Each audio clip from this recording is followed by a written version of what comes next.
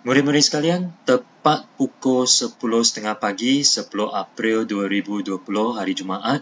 Baik, bersama-samalah murid-murid sekalian dengan saya, Cikgu Alex, untuk sesi pembelajaran Bahasa Melayu tingkatan 1 hingga 3 pada pagi ini.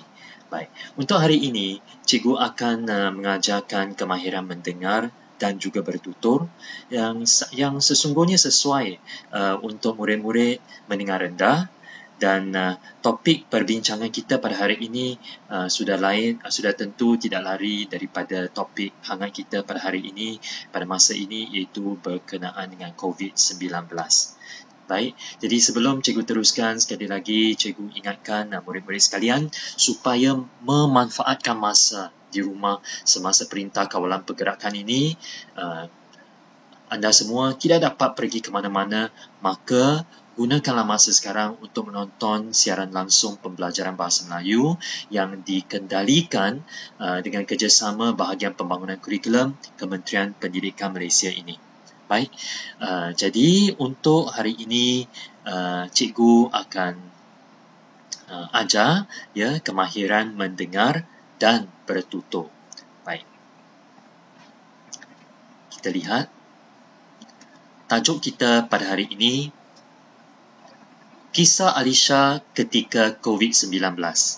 Tingkatkan sensitiviti, hentikan diskriminasi. Ini akan menjadi tajuk siri pembelajaran bersama dengan saya untuk beberapa siri. Siri pembelajaran yang pertama, cikgu akan berfokus pada kemahiran mendengar dan bertutur, iaitu pembelajaran pada hari ini. Siri pembelajaran yang kedua nanti, cikgu akan mengajarkan kemahiran membaca. Siri pembelajaran yang ketiga, cikgu akan mengajarkan kemahiran menulis dan digabungkan dengan aspek tata bahasa. Dan siri pembelajaran yang keempat, cikgu akan berfokus pada aspek seni bahasa. Baik, jadi untuk minggu ini, kita akan mengikuti siri pembelajaran yang pertama, iaitu kemahiran mendengar dan bertutur. Sudah bersedia, murid-murid sekalian? Baiklah, kalau sudah bersedia, cikgu berharap murid-murid sekalian pasang telinga betul-betul, sediakan pen ataupun pensel dan juga selai kertas.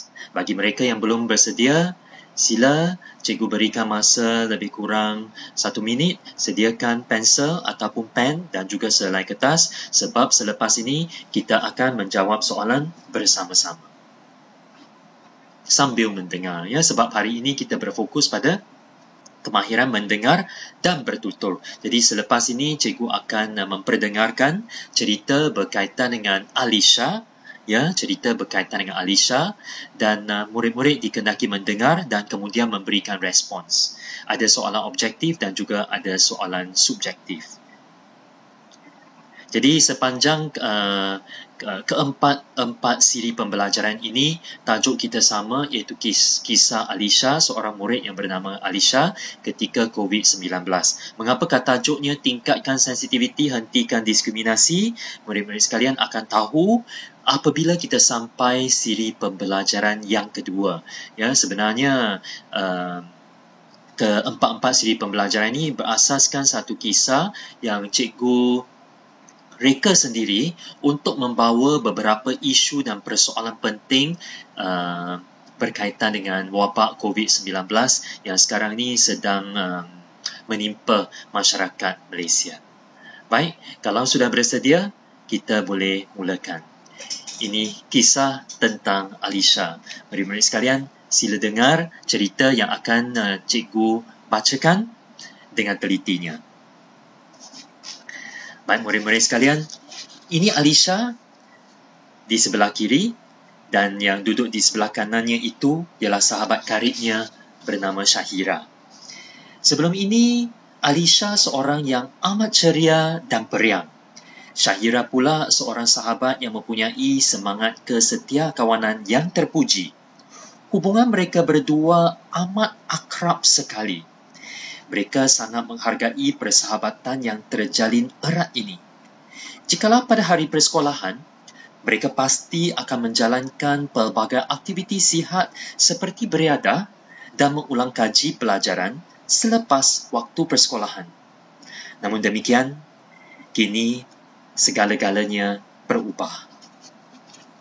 Sebagai natijah daripada penularan wabak COVID-19, Perintah Kawalan Pergerakan telah dikuatkuasakan mulai 18 Mac 2020 dan sekarang dilanjutkan sehingga 14 April 2020, iaitu sehingga kini. Semenjak itulah, Alisha tidak dapat bertemu dengan sahabat karibnya itu lagi. Kendati pun mereka masih berhubung melalui pelbagai media sosial, perhubungan seumpama ini sudah tentulah tidak sama. Pada minggu pertama dan kedua Perintah Kawalan Pergerakan, Alisha masih berasa seronok seolah-olah itulah cuti sekolah. Selain bermain dengan adik-adiknya, Alisha akan mendengar lagu dan berkomunikasi dengan rakannya melalui media sosial. Namun, lama-kelamaan, Alisha mulai berasa sungguh amat bosan. Selain membantu ibu bapanya mengurus kerja-kerja rumah, tidak ada apa-apa yang dapat menarik minat dan perhatian Alisha. Berita sahih tentang COVID-19 dan desas-desus berhubung dengan situasi COVID-19 di Malaysia menambah kekhawatirannya. Jiran di blok sebelah rumah pangsa yang didudukinya pula sah COVID-19. Aktivitinya cemar, iaitu disinfeksi, dilakukan di kawasan kediamannya. Bukan itu sahaja, Syarizam, abang jirannya, ditangkap polis kerana mengingkari Perintah Kawalan Pergerakan. Alisha semakin murung sejak peristiwa-peristiwa ini. Bagi Alisha, kehidupannya kini seolah-olah telah kehilangan hala tuju. Alisha mulai berasa murung. Ada kalanya, dia akan duduk termenung berjam-jam lamanya. Baik, murid-murid sekalian, inilah cerita tentang Alisha.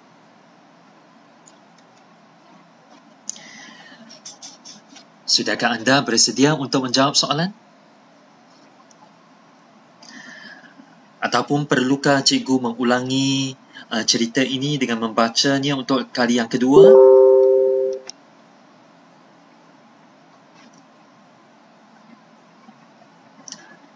Baiklah, nampaknya lebih baik kalau cikgu membaca ceritanya sekali lagi.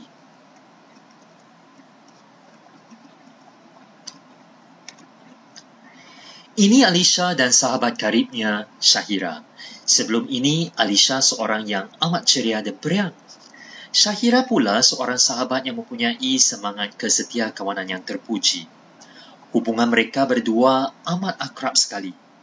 Mereka sangat menghargai persahabatan yang terjalin erat ini. Jikalau pada hari persekolahan, mereka pasti akan menjalankan pelbagai aktiviti sihat seperti beriadah dan mengulang kaji pelajaran selepas waktu sekolah. Namun demikian, kini segala-galanya berubah. Sebagai natijah daripada penularan wabak COVID-19, Perintah Kawalan Pergerakan telah dikuatkuasakan mulai 18 Mac 2020 sehingga kini.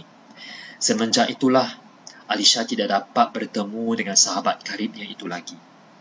Kendati pun mereka masih berhubung melalui pelbagai media sosial, perhubungan seumpama ini sudah tentulah tidak sama.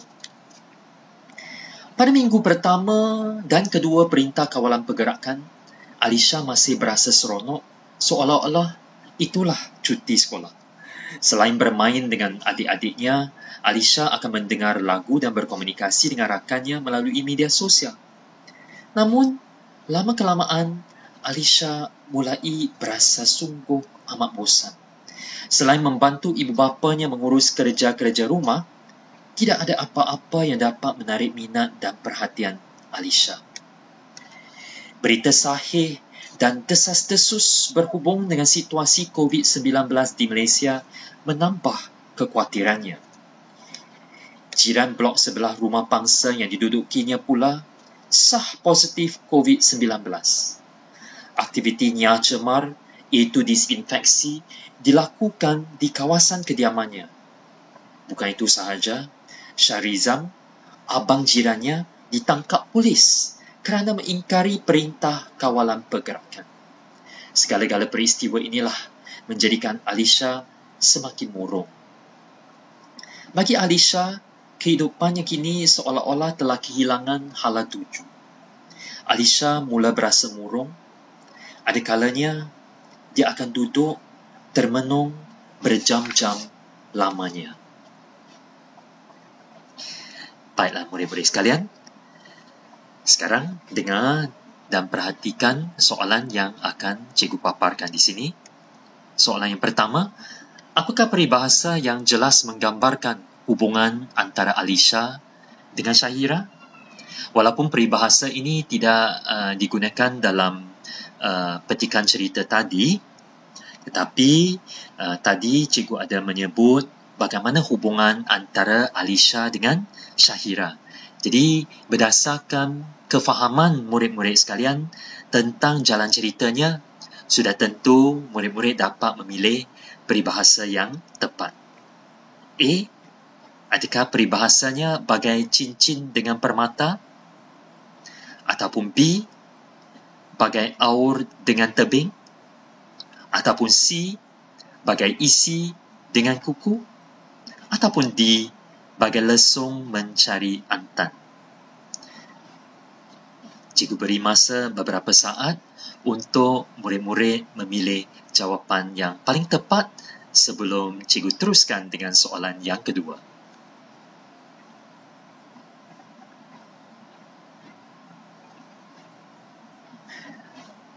Baiklah, kita teruskan dengan soalan yang kedua. Soalan yang kedua berbunyi, mengapakah Alisha kini sudah tidak dapat bertemu dengan Syahira? Mengapakah Alisha kini sudah tidak dapat bertemu dengan Syahira? Soalan ini, murid-murid perlu menjawabnya dengan menggunakan perkataan anda sendiri. Mengapakah Alisha kini sudah tidak dapat bertemu dengan Syahira? Cikgu beri masa beberapa saat untuk murid menulis jawapan secara ringkas.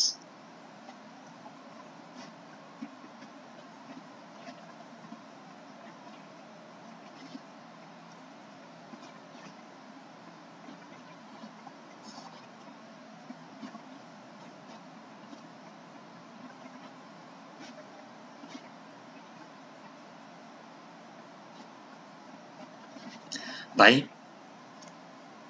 cikgu yakin murid-murid sekalian sudah pun siap menulis jawapannya. Kita teruskan dengan soalan yang ketiga. Untuk soalan yang ketiga, yang berikut ialah perkara-perkara yang menyebabkan Alisha menjadi murung. Kecuali A. Berita tentang COVID-19 di Malaysia. B. Syahira tidak lagi berkomunikasi dengannya. C. Penangkapan salah seorang jirannya oleh polis kerana mengingkari perintah kawalan pergerakan. Ataupun D. Jiran di kawasan kediamannya sah dijangkiti COVID-19. Cikgu memberikan masa beberapa saat untuk murid-murid membuat pilihan yang paling tepat.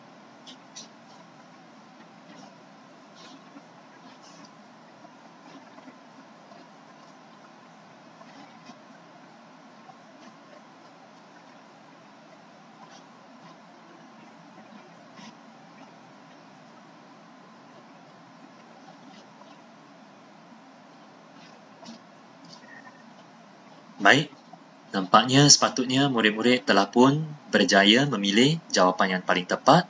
Kita teruskan pula dengan soalan yang keempat. Soalan yang keempat, nyatakan perkataan daripada rakaman ini yang membawa maksud kabar angin. Nyatakan perkataan daripada rakaman ini yang membawa maksud kabar angin. Tadi dalam cerita, cikgu ada sebut perkataan ini.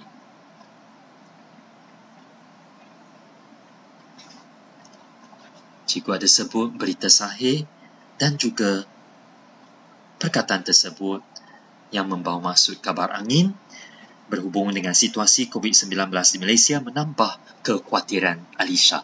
Apakah perkataan itu?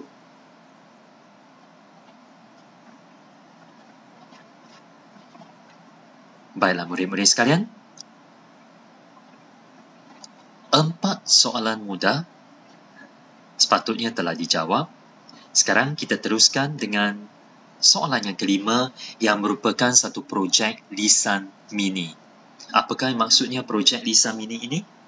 Maksudnya, cikgu hendak murid-murid selepas menonton siaran pembelajaran ini, cikgu hendak murid-murid melaksanakan satu projek mini yang sebenarnya tidak susah. Ikutilah arahan daripada cikgu dan lihat soalannya terlebih dahulu.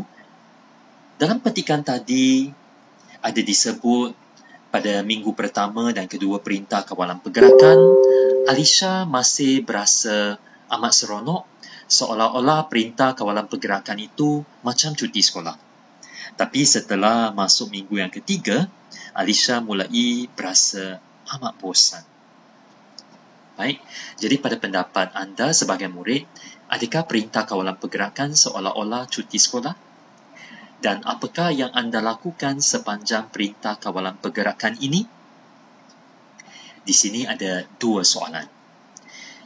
Apa yang perlu dilakukan oleh murid-murid sekalian ialah cikgu hendak murid-murid sekalian menggunakan peta buih berganda untuk merancang idea anda supaya dapat membanding beza cuti sekolah dengan perintah kawalan pergerakan.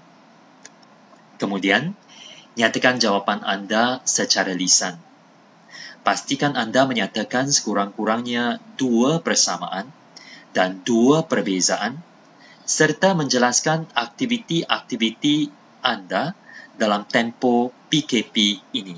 Tempo PKP ialah perintah kawalan pergerakan. Kalau cikgu minta murid menjelaskan aktiviti-aktiviti, maksudnya di sini, murid-murid perlu memberikan lebih daripada 1 aktiviti.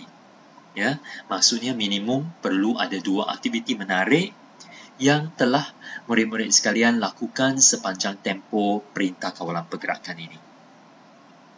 Baik, kemudian apa yang perlu murid-murid sekalian lakukan ialah anda boleh merakamkan hasil tugasan anda dalam bentuk audio atau video untuk memudahkan ibu bapa anda membuat penilaian. Kalau tidak ada kemudahan itu, tidak perlu rakam, terus sebut saja dan minta ibu bapa duduk bersama dengar jawapan anda. Tapi sekiranya kalau ada telefon pintar ataupun alat-alat perakam, maka rakamkanlah dalam bentuk audio atau video dan kemudian tunjukkan kepada ibu bapa anda untuk membuat penilaian. Sebagai alternatif, rakaman juga boleh dihantar kepada guru bahasa Melayu anda untuk tujuan penilaian. Markah projek lisan mini ini 20 markah. Murid-murid tidak perlu buat sekarang tetapi buat selepas tamatnya menonton siaran pembelajaran ini. Baik murid-murid sekalian, sudah jelas apa yang perlu dibuat?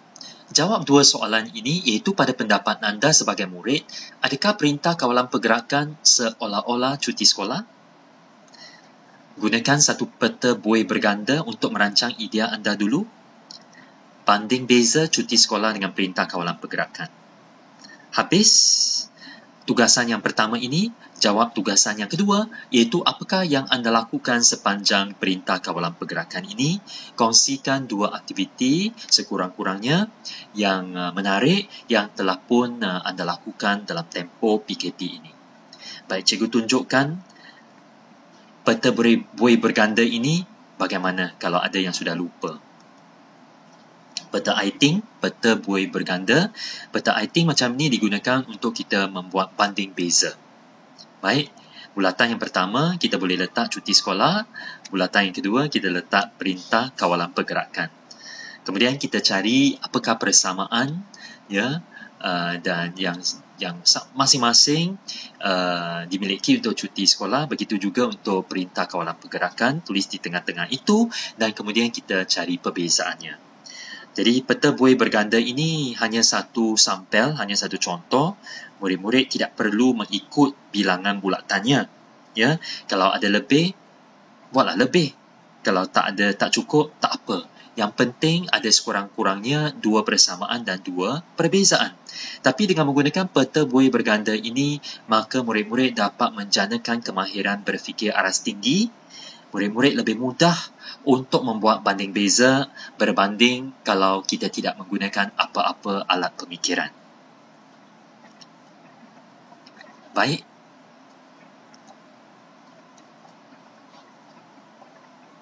Baiklah murid-murid sekalian.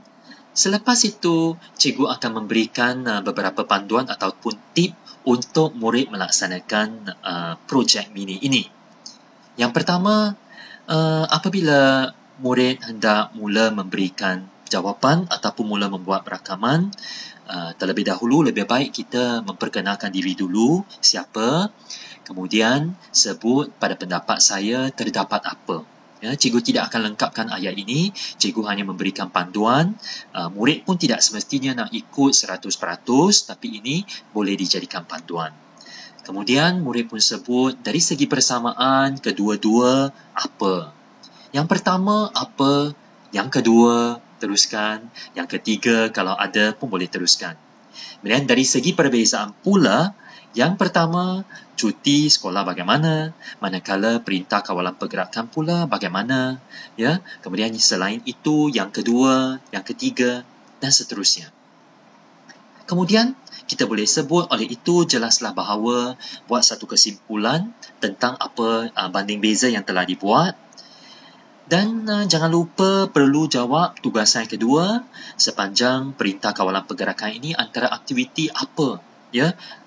Jelaskan aktiviti itu. Di samping itu saya juga jelaskan satu lagi aktiviti, dan sebagai kesimpulannya berilah satu kesimpulan, ya, tentang aktiviti yang telah dilaksanakan. Dan akhir sekali cikgu mencadangkan murid-murid sekalian masukkan harapan. Saya berdoa semoga apa? Apakah harapan murid-murid sekalian? Semasa negara kita sedang dilanda COVID-19 ini, apakah harapan murid-murid sekalian? Ini merupakan satu isu penting, ya, satu isu global, dan di peringkat negara kita, ini merupakan satu isu nasional yang perlu ditangani dengan kerjasama daripada segenap lapisan masyarakat. Dan sebagai murid yang juga merupakan modal insan negara kita, murid-murid tidak sepatutnya hanya duduk dan lihat saja, tetapi murid-murid perlu berfikir tentang tanggungjawab yang perlu dipikul, persediaan-persediaan atau persiapan-persiapan yang perlu dibuat untuk menangani situasi yang sesungguhnya menjadi satu krisis yang agak besar ini. Baik, jadi murid-murid, cikgu harap apabila murid-murid membuat rakaman ini, ya, di samping menggunakan panduan di sini, tambahlah apa-apa pendapat murid tentang tanggungjawab kita sebagai remaja. Baik, ataupun sebagai rakyat Malaysia pun boleh. Baik, kemudian cikgu akan berkongsi satu rubrik yang telah pun cikgu hasilkan. Ini khasnya untuk ibu bapa di rumah ataupun untuk guru-guru apabila menilai hasil tugasan yang telah dilakukan, dijawab oleh murid, ya, iaitu cikgu telah membuat pemeringkatan markah di sini dan juga membahagikan aspek penilaian kepada 6 aspek, iaitu isi, intonasi, kebakuan sebutan, kelancaran, kesantunan dan kegramatisan. Dan kemudian ada 3 peringkat iaitu cemerlang, baik dan memuaskan. Jadi sekiranya kalau isi yang dikemukakan itu cemerlang, ya, mungkin macam inilah. Kita terlebih dahulu kita lihat bahagian tengah-tengah dulu. Bahagian yang dikatakan baik, ya. Kalau lebih daripada baik, kita lihat cemerlang bagaimana. Kalau tidak capai baik, maka sudah tentu murid perlu dinilai dan pada peringkat memuaskan. Untuk guru-guru di sekolah, sekiranya bahan PDPC ini digunakan, guru-guru juga boleh menilai murid-murid dan menjadikan ini sebagai pentaksiran bilik darjah. Ya, ini sudah boleh dijadikan sebagai satu PBD. Ya, baik. Sekiranya untuk bahagian isi, sekiranya murid-murid memberikan sekurang-kurangnya 2 persamaan dan 2 perbezaan serta sekurang-kurangnya 2 aktiviti menarik semasa PKP, maka murid layak mendapat 3 markah.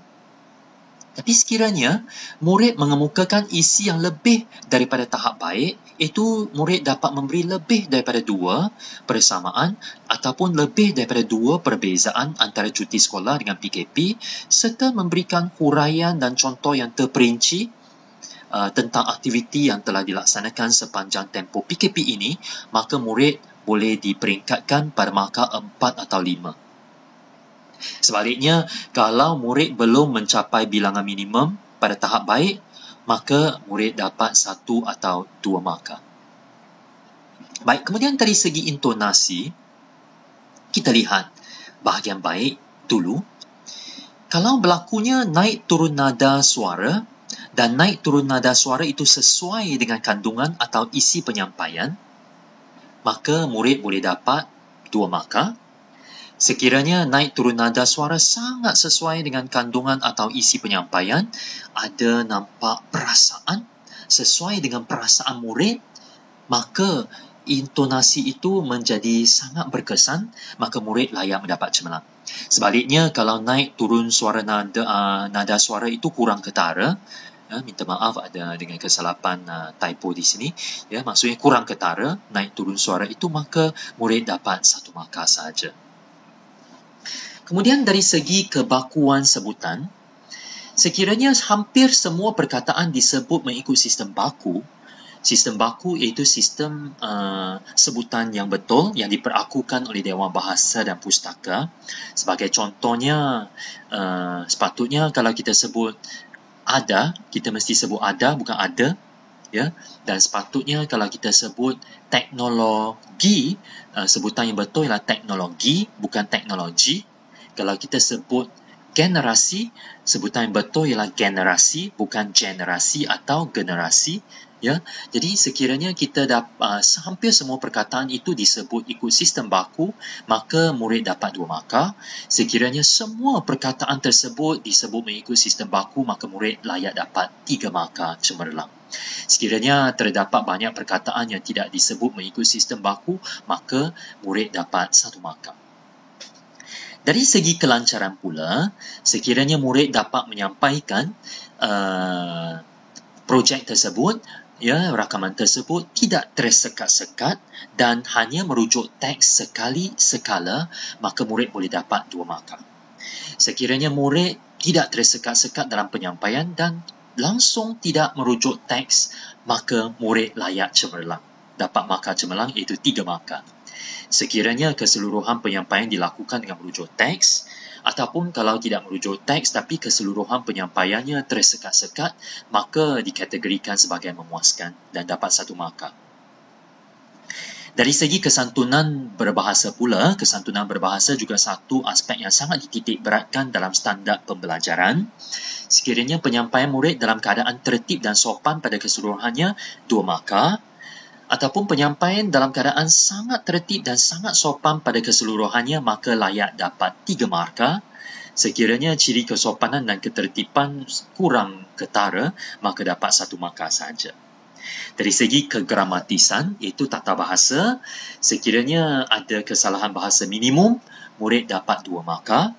Sekiranya kesalahan bahasa sangat minimum dan keseluruhan penyampaian memperlihatkan wacana yang utuh, iaitu idea disampaikan memperlihatkan kesinambungan yang baik, maka murid layak dapat cemerlang. Maksudnya di sini, murid apabila menyampaikan jawapan, ayat-ayat disusun dengan sangat lancar sekali daripada ayat 1 sampai ayat yang kedua, ketiga, keempat, dan ada kesinambungan yang sangat kemas, sangat baik, maka itu dianggap sangat gramatis dan layak dapat markah cemerlang. Sekiranya terdapat pelbagai kesalahan bahasa, dari segi wacana pun seolah-olah sampai dalam bentuk point, maka itu dikategorikan sebagai memuaskan, 1 markah sahaja.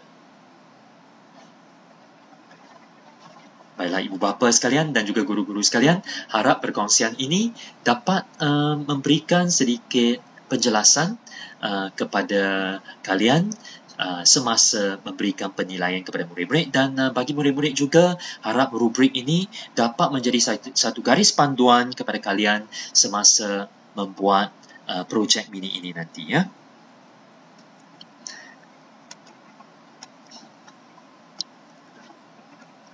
Baiklah, seterusnya, sekarang kita bersama-sama menyemak jawapan kepada keempat-empat soalan yang telah dijawab tadi. Jadi, murid-murid boleh semak sama ada jawapan tadi itu betul ataupun tidak. Ya, kita lihat. Adakah jawapannya A, B, C ataupun D? Apakah peribahasa yang jelas menggambarkan hubungan antara Alisha dengan Syahira? Jawapannya, ya, C. Bagai isi dengan kuku. Tahniah kepada yang menjawabnya dengan betul. Bagai cincin dengan permata ialah maksudnya apa? Sangat cocok, ya, sangat cocok, sangat sesuai, ya, biasanya merujuk suami isteri, ya. Bagai aur dengan tebing tu maksudnya apa? Bagai aur dengan tebing itu maksudnya bekerjasama, bantu-membantu, dan bagai lesung mencari antan itu biasanya merujuk gadis ataupun perempuan, ya, mencari sahabat lelaki, ya. Itu bagai lesung mencari antan. Baik, kemudian seterusnya, kalau kita lihat soalan yang kedua, mengapakah Alisha kini sudah tidak dapat bertemu dengan Syahira? Jadi, jawapannya bebas asalkan menepati apa yang dikehendaki, ya. Baik, jawapannya seluruh rakyat Malaysia tidak dibenarkan keluar tanpa sebab kerana perintah kawalan pergerakan. Maka Alisha tidak dapat bertemu dengan Syahira. Ataupun kalau kita sebut Alisha tidak dapat bertemu dengan Syahira kerana perintah kawalan pergerakan pun betul, asalkan perlu ada perkataan perintah kawalan pergerakan. Baik, asalkan murid ada sebut perkataan perintah kawalan pergerakan, maka boleh diterima. Baiklah, untuk soalan yang ketiga, yang berikut ialah perkara-perkara yang menyebabkan Alisha menjadi murung, kecuali adakah A, berita tentang COVID-19 di Malaysia. Memang dalam petikan tadi, dalam cerita tadi ada disebut, ya, berita sahih dan desas-desus berhubung dengan situasi COVID-19 di Malaysia menambah kekhawatirannya. Itulah sebabnya Alisha menjadi murung. B, Syahira tidak lagi berkomunikasi dengannya. Adakah Syahira tidak lagi berkomunikasi dengannya? Ya, dalam petikan tadi ada disebut, ya, dalam rakaman tadi itu ada disebut, ya, kendati pun mereka masih berhubung melalui pelbagai media sosial, perhubungan umpama ini sudah tentu tidak sama, maksudnya mereka masih berkomunikasi. Yang ke-C, penangkapan salah seorang jirannya oleh polis kerana mengingkari perintah kawalan pergerakan pun memang betul, ya, sebab abang kepada jirannya ditangkap polis kerana mengingkari perintah kawalan pergerakan, dan di jiran di kawasan kediamannya sah dijangkiti COVID-19 pun ada, ya, ada disebut juga, ya, seorang jirannya dijangkiti COVID-19. Jadi jelas jawapannya ialah B, Syahira tidak lagi berkomunikasi dengannya, ialah kekecualian. Baik, soalan yang keempat, nyatakan perkataan daripada rakaman ini yang membawa maksud kabar angin. Kalau murid-murid masih ingat tadi, cikgu sebut perkataan desas-desus. Desas-desus ialah sesuatu yang belum lagi pasti benar ataupun palsu. Jadi kita kata ini kabar angin. Baiklah murid-murid sekalian, sebelum cikgu menamatkan pelajaran dalam talian pada hari ini, sekali lagi cikgu ingatkan murid-murid sekalian yang duduk di rumah supaya mematuhi Perintah Kawalan Pergerakan Tahap 2 PKP 2 yang bermula 1 April sehingga 14 April, dan kita tak pasti sama ada akan dilanjutkan lagi. Sekiranya dilanjutkan, maka kita patuhi Perintah Kawalan Pergerakan tahap yang seterusnya. Baik, aktiviti-aktiviti riadah seperti jogging, bermain bola sepak, bermain bola keranjang memang tidak dibenarkan sama ada di kawasan awam ataupun di kawasan persendirian, iaitu gated community. Ya, jadi jadi kita sepatutnya memang perlu berada di rumah sahaja. Baik, jadi sekian, duduklah di rumah sepanjang PKP ini.